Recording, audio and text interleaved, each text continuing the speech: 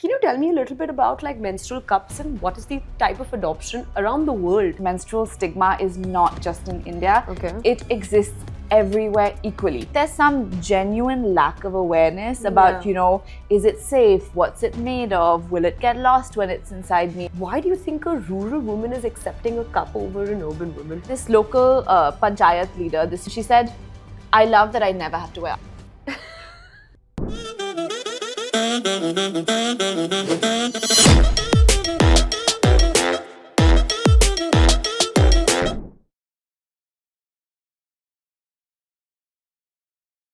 Hi everyone, welcome back to the Found Hers podcast. Our guest for today is building for a problem that people hesitate to even talk about.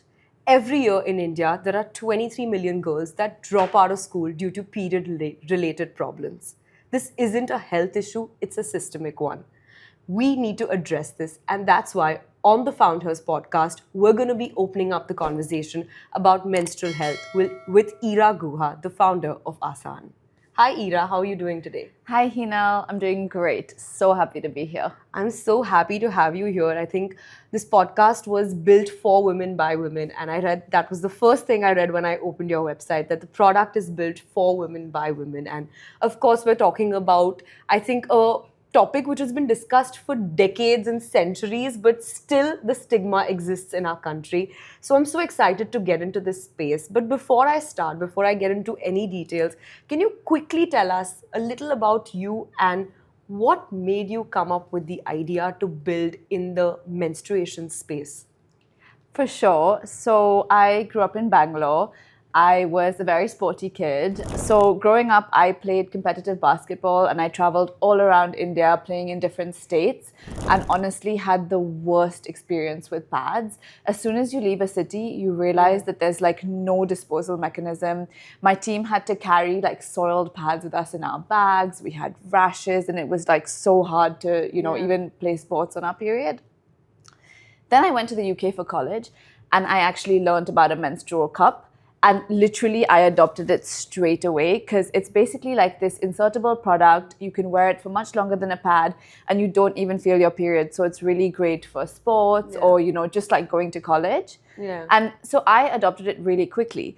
But then what led me to actually many years later start Asan was on a trip home when I was visiting my parents in Bangalore. Our domestic worker had stopped coming to work and we thought that she was sick. And when we contacted her, she wasn't sick. She had really bad rashes from low quality pads. And these were like the very cheap pads that were being kind of given out to low income women. And she showed them to me and they literally looked like diapers.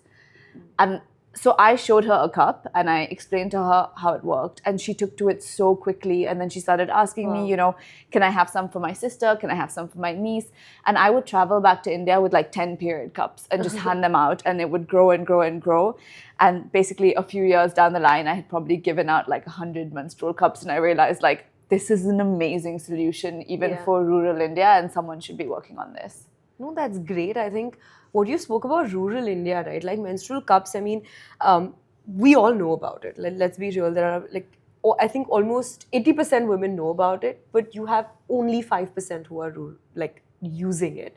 And from what I read, you've had a success of almost 60% adoption of the cups in rural India, over urban India, over the educated class. So how did you manage to do that? And why do you think a rural woman is accepting a cup over an urban woman who's educated to know that that's better? Yes. Okay. So that's a great question. And so this is the number one bias that we all have, which is that we think that just because we in cities are educated, we would take to innovations faster than a rural woman would. Right. But in all of Asan's work, we've learned that it's actually completely the opposite. Okay.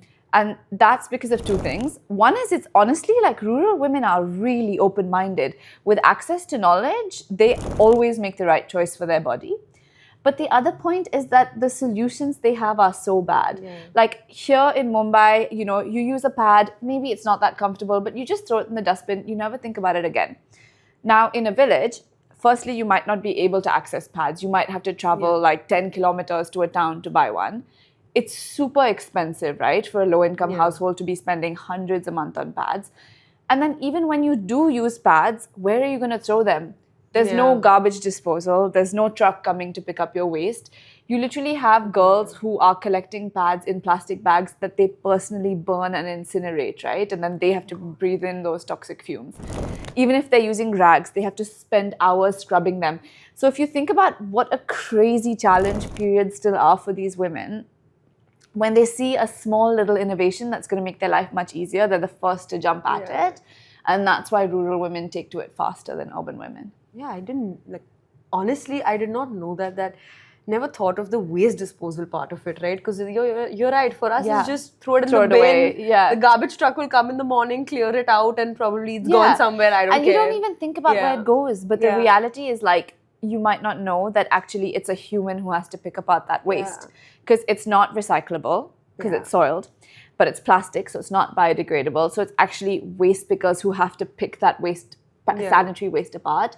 And I think once you learn that, then you start to think twice about using pads. No, but I think it's great that rural India is picking something about a stigma which was like really looked down upon so openly. So tell me something, like working so much with rural India, what were like the 1-2 facts that alarmed you or just shocked you because you never thought that was the case in rural India? But yeah, probably. Yeah.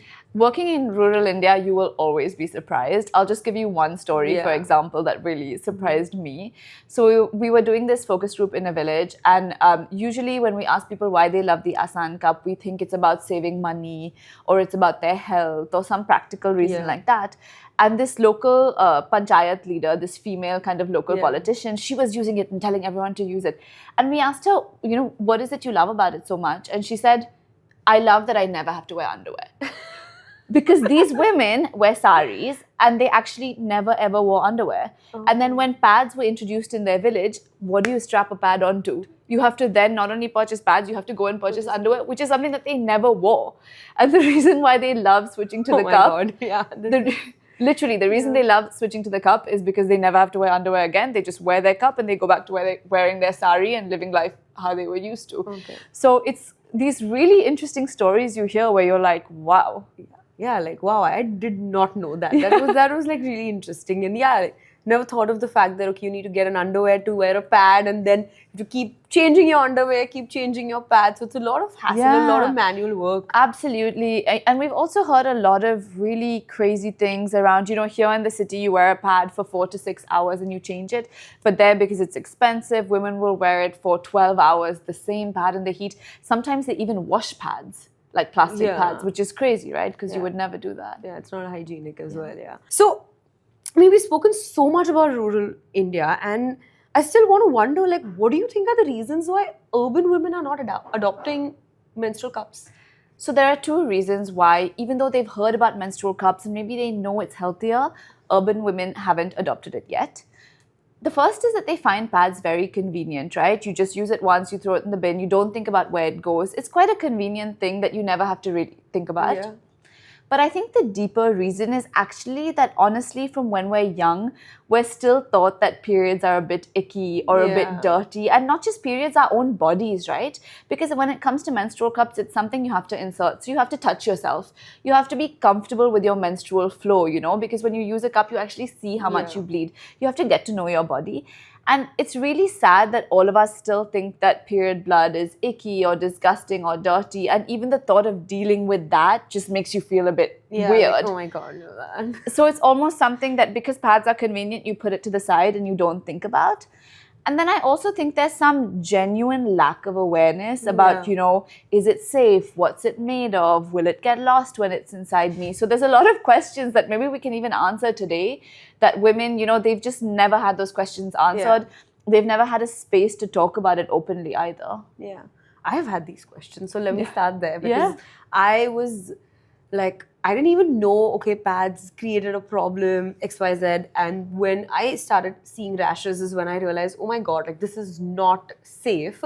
And then I was like, okay, let's try the tampon route. Because at that time, menstrual cups were still very, very fatal. I'm talking like 6-7 years back. And then I was forced by habit to try it was because I went on a trip to Thailand and I love the water. Like you cannot keep me away from the water, and I got my periods. And again, I don't know, is it a stigma or a myth? when growing up, I was taught, like you said, periods, 3 days, it's bad time. You have to be, your stuff is gonna get dirty. You're gonna have to wash it, and things will not be okay. So the way it was put in my head was like, okay, these 3 days, my body's going through something, and it's best if I just keep myself, in a safe space. Cut off. Like cut off and Yeah. just in a safe space. I can't go into the water. I'll contaminate it, and I can't give Crazy, my yeah. clothes for a wash with everyone else. I'll contaminate that. So I mean, of course, you're grown up with these things, and I was like, okay, no, but I have to go into the water. And then my friend was like, so it's time you use a tampon. Like, go ahead and try it. I was like, it's gonna get stuck. I don't know how to do it. Somehow figured a way to do that, and then in the last 2-3 years, a lot of my friends have been like, cups have been life-changing for them. Why don't you try to adopt it? A lot of conversations started around it. Urban women find it tough to adapt, and I'm one of them. So I really want to understand more about the product. And I also, when I was like, researching about the Asan Cup, first, let me start. Your name is amazing. Yes. Asan, easy, just the click. Asan makes your life Asan. One thing that I was just reading about your product, and I learned that your product, the way you have curated it or the way you have made it, it can last up to 10 years. For a person who knows periods are icky, I'm like, how did you create that? So Yeah. I want to know about your product. How did you get into product innovation? Because that's also a key factor, right? When people are building businesses today, product innovation is so important because it really makes or breaks the way your business or your brand takes off. Totally. So let's talk about your product. Why don't you break down the menstrual cup and tell us a little about how easy it is to use and what is it that's making the Asan Cup the favorite for rural India? So I actually designed the Asan Cup when I was a student at Harvard. Oh, wow. So I was very lucky because I had access to the Harvard Innovation Lab and engineers, 3D printing, prototyping, and things like that. So we went through a four-step product development process where we actually got women in India and the US to use existing menstrual cups and make really detailed notes about what they find hard, what's easy, and the number one piece of feedback we got was that cups are really hard to remove. Yeah. So I'm going to show you the Asan Cup, and then I'm going to show you the innovations that we made to make it super easy. So firstly, it comes with this user guide, which is super detailed. It has illustrations, literally all those questions we were talking about your body. It answers everything in so much detail. Yeah, and then this is the cup, and it comes with a cloth pouch as well. So like I was saying, the number one piece of feedback we got is that once you insert a cup, it's quite hard to remove. So we put this ring on the Asan Cup that makes it super easy to locate and take out. Okay. And it's also made from class 6 silicone. So you were talking about it lasting 10 years. This is the same material that goes into breast implants and heart stents. It's not plastic. It's a medical material that's actually made to live inside your body, so you can actually feel it. It's super soft. Wow. And what's crazy is that we have women who have used it for 6 years and have shown us their cups, and it looks just like that. Wow. Like it still looks brand new. Can this take the period flow for like a day? Yes, that's what's crazy. So How long? so we know so little about our bodies, honestly, because your average period flow over 5 days is 70 to 80 ml. Okay, so that's literally less than 15 ml a day. And this cup holds up to 25 ml. So this holds 3 times more than your average pad. So if you have to change a pad every 3 to 4 hours, you can wear this for 12 hours and you'll have no leaks. Like for me personally, on the second day of my period, it's not even filled up this much. And that's why actually when you switch to a cup, it's not just about the cost or the environment. You get to know your body so much better. Because when you wear a pad, you have no idea anything about your flow. Whereas with a cup, on the first day, you're like, okay, I bleed this much. On the second day, I bleed this much. You actually really understand your body a lot better. Yeah. I just assume Yeah. the second day is heavy because I feel like I get more mood swings that day, and third day seems light because I'm more chiller. But once you use this, then you suddenly are like, oh my God, I actually understand my flow. Do you want me to show you how to insert and remove it? That would be great. Okay, so to insert it, you actually just have to fold it in half. So it honestly becomes quite similar to a tampon in terms of the size. And then you actually just glide it into your body like a tampon. And then you let go and it makes a seal. And we did a lot of work to make the cup firm enough that it actually creates a really tight seal so it won't move and it won't leak. Okay. Then you can wear this for 12 hours. And honestly, you can gym, you can lift weights, you can swim. We literally have Asan Cup users who have done triathlons, gone scuba diving, gone skiing, literally the most badass outdoor sports you can think of, you can do it with the Asan Cup. Awesome. And then after 12 hours, when you want to remove it, actually I love to take my cup off in the shower because then it's not messy at all. So you just pull on this ring, and the ring makes it so much easier. You bring it lower, then you pinch it, you just wiggle it out, empty it, and then you actually can wash it and reuse it straight away. Oh, wow. And sorry, like when you're wiggling it out, don't you think something comes out, or because it's all like, just asking? No, honestly, nothing. Base questions. No, nothing is TMI at Yeah. Asan. It does take like 1 or 2 tries, and that's why I say when you're in the shower, like it's going to be mess free. But once you get used to it, actually, you take it out, and like I said, it's not even half full. Oh, yeah. So you're just holding it like this, and nothing spills. You just empty it and reuse it. Wow. Just this compared to those huge pads. Right? Imagine this compared to 2,500 pads. And Hina, I'm going to tell you a crazy fact, okay? Don't be freaked out. The first pad that you ever used when you were in school, when you were a girl, that same pad is still in a landfill somewhere. Because it takes 500 years for a pad to biodegrade. What are you saying? Yes, literally. That pad and every pad you've used since then are still sitting in landfill. There are times I just change pads. Yeah. For the whim of it, I'm feeling horrible. But okay, you don't feel bad about it. I think it's just knowledge that we're not given. So you mentioned like so for example, like I've used it for like, my periods are over, I've used it, right? Is there like some way you should kind of store it and keep it, at least like before you kind of keep reusing it? Because, sometimes what happens is period flows is so subjective. Sometimes you get them for a few days and then they go away, and then after a week it comes. Like it's not that easy. It's not like a 3-day cycle that every woman follows. Oh it's my very God, subjective. absolutely. So how does one kind of go using this? And sometimes, you also have this issue of spotting. Yeah, So totally. does that even kind of, like, is that even considered to be like, okay, you're having a spotting issue, you can still use a menstrual cup, or because it's just a small thing? Yeah, totally. So how firstly, does you it can go? always use a menstrual cup if it's your period. So if it's spotting before your period, the day before your period, even if you think that, hey, my period might come today or tomorrow, you can insert your cup already, and that's completely safe. And then once you finish those 5 or 7 days, whatever it is, to clean it, we say that you should actually boil it for 5 to 10 minutes, because that completely sterilizes the cup. And then once you boil it, you can put it in this cloth pouch and then just store it until your next cycle. If you don't want to boil it, you can also just use, like Asan has a 1-drop cleanser. It's literally 1 drop and some water sterilizes the cup. Or you can actually just put it like in a mug of hot water, like just boil some water in the kettle, put it in a mug and put your cup in, and that's it. And that's like fully That's safe. literally it. And then at other times of the month, if you have just like regular discharge, don't use a cup for that. For that, I would advise using like period underwear or a cloth pad instead. Yeah. Oh, that's really interesting. I love the thought behind the packaging, because I think then this makes the life of a woman so much easier. Oh my God, imagine carrying that. It just looks like a beauty cute pouch. Literally. But okay, you're goes going anywhere. to Thailand with your girlfriends. Yeah. Imagine packing this many pads and this many tampons versus just putting that little pouch in your toiletries or makeup kit. Saves up so much space for shopping. Yeah, there you go. There you go. It saves space and it saves money. Yeah, it's girl math. Literally.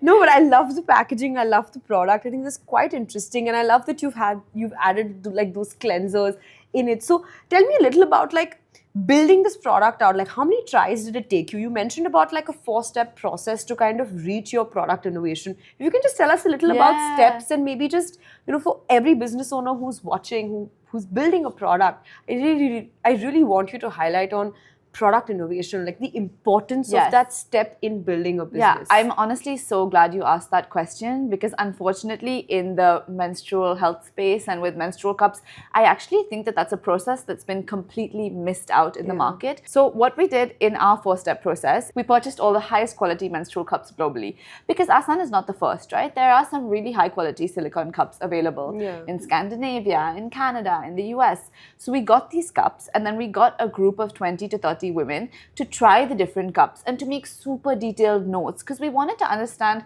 what's available in the market and how can we make it better or cheaper or last longer, right? So once we got those notes, then we started thinking about product innovation, right? And as a user myself, even I knew, like, when I insert a menstrual cup with a stem, I'm like so freaked out. How am I going to get it out? Because I can't grip onto it. So I wanted to make something that was easier to remove. I wanted to make something that doesn't stain or discolor, because some of the cups, the notes we found were that the cups were like staining brown, and then women didn't want to keep using it. I also wanted to make something that works for all flows, because when it comes to cups, there was this really like confusing language like your cervix height, have you had a vaginal birth? Like women don't really know what this means. Yeah. Whereas with pads, we're so used to like light, medium, heavy flow. So I actually just wanted to make the cups around flow. Okay.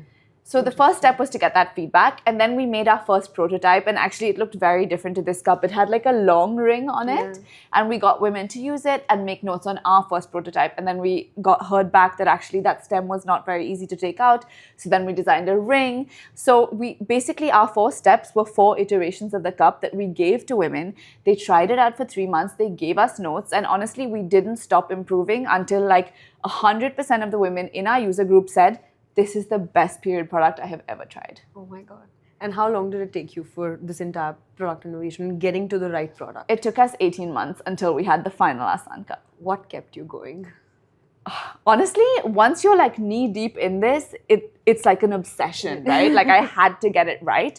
And I honestly think what kept me going was that I wasn't just building for a market, I was building for myself. Right. Like I wanted the perfect cup that even I was satisfied with. Because it's quite cool now when I get my period and I use my Asan Cup, I'm like, I made that, you know? It's great. I've solved that problem for myself. So why not take it to millions of other women now? Yeah, and I'm sure when you hear women talk about how easy it's making their life, how asan you've made their life, I'm sure that brings a lot of happiness as well. 100%. Like I always say, I'm so grateful the journey we're on and the fact that we're growing so quickly. Yeah.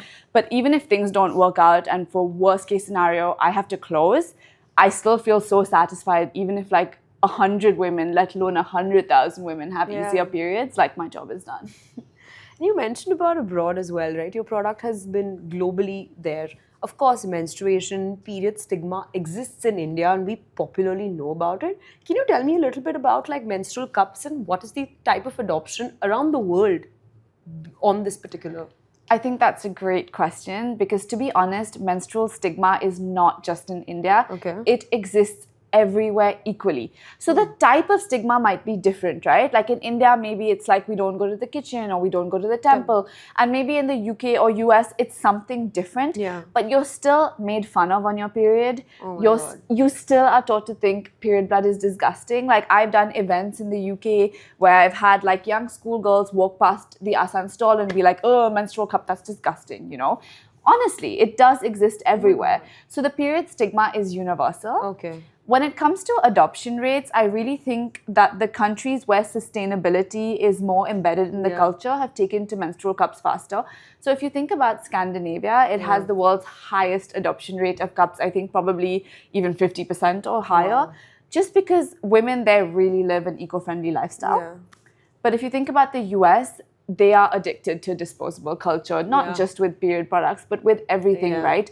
It's a culture that's literally built around materialism, consumption, and throwing stuff away. So they actually have quite a low adoption rate, probably like 5-10% of cups. Even though women know about it, they love the idea of like peeling a tampon that's fresh from the wrapper and then throwing it away. So it's that materialistic kind of disposable culture that means that cups haven't taken off as much. Oh, I always thought that it was India that really had this whole stigma around menstruation and periods. And I mean, like, I don't know if it's like... Oh my God, no, Hinal. Honestly, there are some cultures where like you have to bathe in a specific pool of water because it's your period. Oh my God. There are like, actually, if you look on Asan's Instagram, I think we did this one post about like menstrual taboos across the world, and there are just so many insane things in every different country, but for whatever reason, periods always come with some stigma and some weird practices. Getting back like to the cup, right, because you said like a lot of women are adopting it. I want to understand and just, questions which I think the public would also have is, you get your periods when you're like 11, 12, 13, you're like really young at that point of time. Do you think it's safe for a 11, 12-year-old to kind of use a cup and insert it herself? Because, of course, this is the area where your mom is not helping you. She's like, okay, we all get it, but you do you, you're becoming a woman and this is your space. So is it safe for younger kids, like younger girls to use it? So to answer the question of is it safe? Yes, absolutely. You can use a menstrual cup safely at any age from a medical perspective. Okay. But when it comes to actually using it and being comfortable with your body, you know, the first time you get your period, it's such a big experience. And you might not be comfortable to insert something straight away. So when it comes to young girls, I think the most important thing for us is to give them the education and knowledge that there are so many period products out there. Because honestly, when you got your period, how many products did you know about? One. I was just told that, okay, someday blood will flow. Don't get scared. Buy a pad and use it. There you go. That was all I knew. That's literally it. So the way we need to do it is actually have some education in school for boys and girls, which is, here's what a period is. It's totally natural. And there are honestly like 5 options or more for how you can manage your period. The kind of, I would say, old-fashioned, or the option you might have heard about is pads.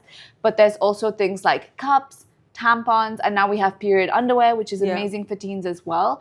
And when introducing these options, we should also say like, hey, you don't have to miss out on swimming lessons. You don't have to miss out on dance. Like all these activities you love, you can still do them, you know? So at least they know it exists. I think period underwear is an amazing invention for teen girls because it's so much comfier, it's softer. Asan has started making it already and teens love it. So they can get started, you know, the first couple cycles with period underwear.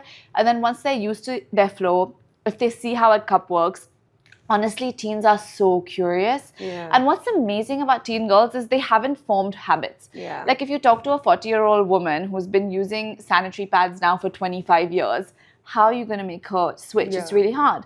But a teen girl, you've caught her when she's at school, right? So she cares about the environment. She cares about being active. So if she has that knowledge, the chances are she will take to it earlier. Well, it's very interesting you say that because I recently read that the CBSE board has introduced menstrual health as a topic in their curriculum. And I think that's the shift, right? Because you're not building on a habit that's already existing. You're getting the whole world to change their habit. That's a behavioral change. You're getting a customer behavioral change. So I want to ask you, like, how did you feel about, you know, CBSE introducing this, and you know, how do you think this is going to impact the way menstruation is, you know, viewed in India? I think it's amazing if it's a core part of the curriculum that everyone, boys and girls, go through. And honestly, it should start when you're in school and then go on throughout life. When you're in college, I think that, you know, you should have period products available in the bathrooms, for example. And then when you start work, like I think menstrual leave is also an amazing topic that we've been talking about a lot in India, right? Like at Asan, we always gave menstrual leave to our employees because that 1 or 2 days a month, you might want to work at home from home, or you might want to take a day off. It actually makes you so much more effective the rest of the time. So the most important thing with the education is that it just completely normalizes periods. Like it's nothing special. It's just a fact of life. In fact, we wouldn't even have life if we didn't have periods, because periods is what leads to like pregnancy, right? So it just needs to be completely normalized. And if the CBSE education is doing that, then hats off to them. Education is definitely a key factor, because I think that definitely helps in getting a customer to change their behavior, because it's not easy to change out of habits, right? Especially in India, habits are really, really close to people's heart.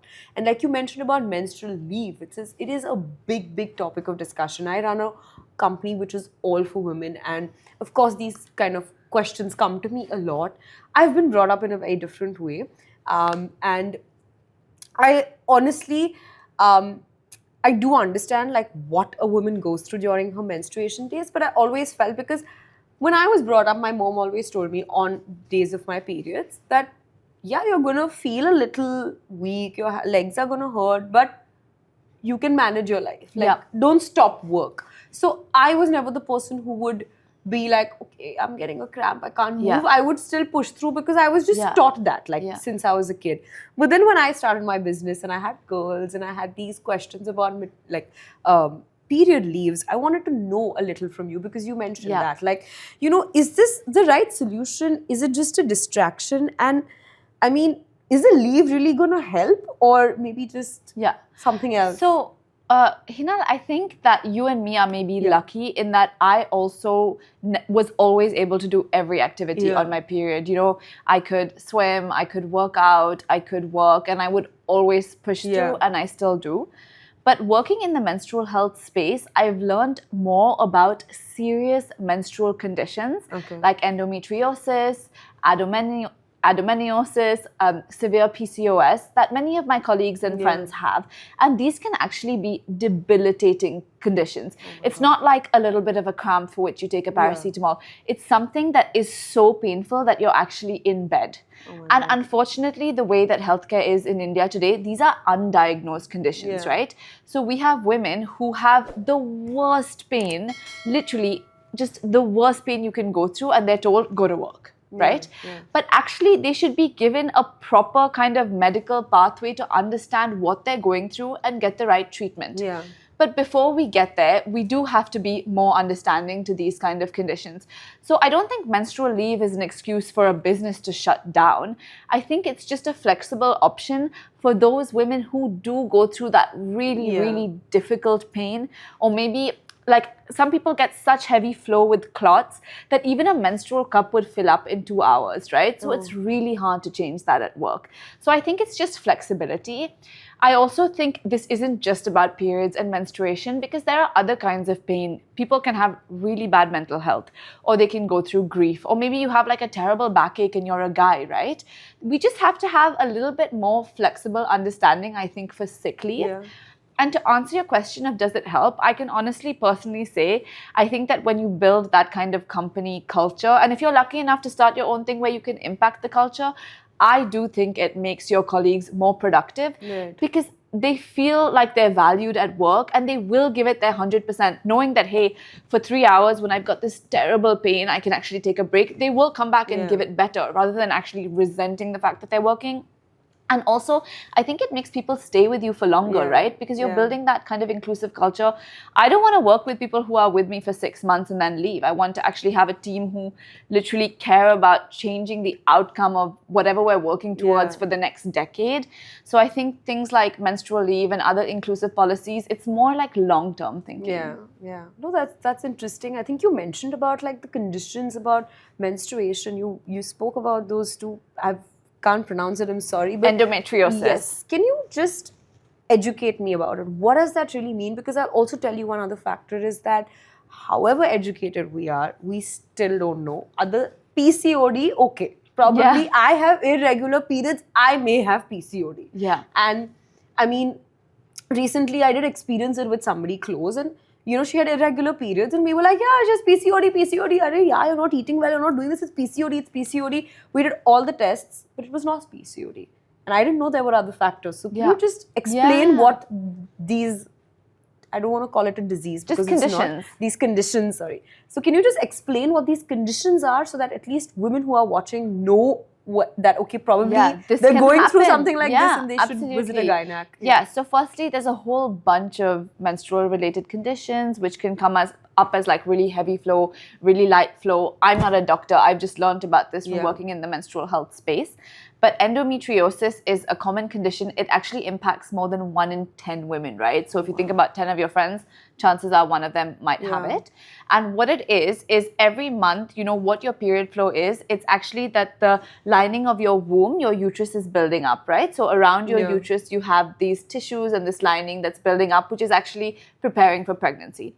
And in endometriosis, this lining can actually build around other organs of the body, not just your uterus. It can build around your bladder, for example. You have these like blood and tissues. And then that blood and tissues is not shed during the period. So it can lead to scarring. And that scarring can actually really impact your health. It can impact your fertility. It can lead to really serious, horrible pain. It can lead to very painful, heavy periods. So we think like, oh, I'm just the kind of girl that has heavy flow. No, you actually have a condition. It's endometriosis. And we actually, can diagnose it, and then we can give you medication for it. And then you can actually go through life, a lot more comfortable. So I think for anyone who's listening or watching who has painful periods, if it's a cramp here or a cramp there and you can go about your day, that's normal. But if it's something that's so painful that it's preventing you from participating in activities, you have to stay in bed, that is not normal. And you shouldn't allow a doctor to tell you it's normal, because it's not. And there are solutions and things. It's not just like change your diet or lose some weight. It's more serious than that. And there are some treatments that you can get that will make your life better. I think I'm glad you said that, because it's also like, sometimes they go through it. Change your diet, lose your weight is the most common thing that's Yeah. said to girls so many times when they have something different. I mean, even from their mothers and parents, right? When they are not aware, okay, there could be something different. Hina, let me ask you a question. Think about your guy friends or your husband. If they had a crazy pain, so bad they had to stay in bed, do you think they'd be told lose some weight? Or do you think they would be rushed to the doctor, to the best doctor you can find in the city to find out what's wrong? Yeah. Definitely. My husband would be taken. There you go, For right? sure. It's just women who are told, like, suck it up. Yeah, like suck it up. That's what I'm saying. Like suck it Yeah. up. But no, I'm really glad you said that. And you spoke about pregnancy. I want to know, is the cup safe for people who are probably, are pregnant and they're probably getting their periods or right after pregnancy? Because obviously, like, your body has gone through so many changes and a woman's body changes, right? As you grow, it changes. Really good question. So when you're pregnant, your periods pause, so you wouldn't need a cup. Yeah. And then when you give birth, you have something called a postpartum bleed, and that's all those tissues actually leaving your body, and that can last for even like 2 to 3 months. So you actually should not use any insertable product for your postpartum bleed. You shouldn't use a tampon, you shouldn't use a cup. Even in our rural education, when we work with village women, we always talk about the postpartum bleed because they need to understand this. So once you finish that bleed, you're breastfeeding, you probably don't have your periods. Once your regular menstrual periods come back, that's like your once a month cycle, that's when you can use a cup again. Okay. So it's more like for your monthly cycles. Yes. And that's exactly where the cup Yeah, kind it's of not plays for a a post-pregnancy bleed. Yeah. Okay, thank you for sharing that, because again, a lot of stigma, like a lot of things, right, a woman goes through. Totally. And what about during menopause? So when you approach menopause, perimenopause, so many things can happen to your flow. Usually your periods will actually become faster and faster. Like instead of once a month, it'll be every 3 weeks, right? It might also become heavier. Honestly, that is like the best time for a cup. We have so many perimenopausal women who've got all these changes to their flow, and then they use the cup and they feel so secure because, maybe they don't know when they're going to get their period, or maybe it's heavier than usual, but the cup holds so much more than a pad. So the cup is great for those cycles towards menopause. So just some quick questions, just some insights for all the listeners, right? What's the one belief about women's health that you think needs to change immediately? The belief about women's health that needs to change right now is that women's health is niche. Women's health is not niche. It impacts 50% of the population. That's literally in India, like more than 500 million women. It's one of the most important problems that we should be taking seriously right now. I agree with you. It's not niche. We are not a niche community. I mean, you see us everywhere. Like literally. I know. And the number of people who've said to me, even investors, like, oh, what does it feel like building such a niche product? I'm like, are you kidding me? Yeah. I'd love you to get give me a product that 500 million people in this country need. Yeah. Okay. What's the biggest myth about periods that still exists in 2026 and it frustrates you? For sure that period flow is dirty. Okay. Period flow is not dirty. It's just a normal part of life. Okay. And let me ask you something. If we lived in a world where periods stigma didn't exist, then how differently would women's life be today? Oh my God, everything would be different, right? Like every single bathroom you would walk into would have cups, tampons, pads, period underwear. We would not have any taxes on period products, right? Like we still have taxes on menstrual cups. It would be completely tax-free. They would be available everywhere. You would literally be able to get it on the go whenever you need. Right. Okay. What is the weirdest question or doubt somebody has asked you about a menstrual cup in the whole experience? The number one question, honestly, that we get is, that looks so big. How will it fit inside me? And actually, I totally get it because it does look big. Yeah. But when you fold it into a small shape, it actually slides in so easily. People don't understand that like the vagina is actually really able to expand and then close back to its shape. And a cup will fit inside you. You will not feel it.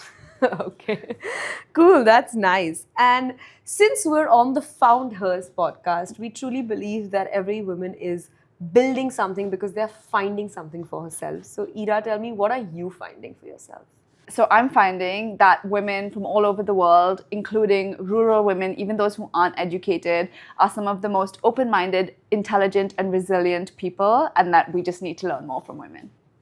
Thank you so much. I think this conversation has been so insightful because I am literally the example of that urban girl who's not adapting to the menstrual cup, and I am literally going to be trying that with my next cycle. And you're going to text me on your next cycle when you try it. Yes, I am going to, and I'm going to tell you how how it was for me, but I think this episode gave me a full insight into literally women. Like, you always learn from women. That, like, I don't think that ever stops. And what you told me about menstruation, about rural India, and just about how it actually works, I think it just opened my eyes. And I really hope that this reaches people, and I wish you the best with Asan, and I really, really can't wait for you to make everyone's life Asan with Oh, this. thank you Thank you so much much for being here. Thank you, Hinal. Thank you so much for tuning into this episode of the Found Hers podcast. If you are as amazed as I am, then please go ahead, spread awareness about menstrual health for women, because that's exactly what this founder is doing.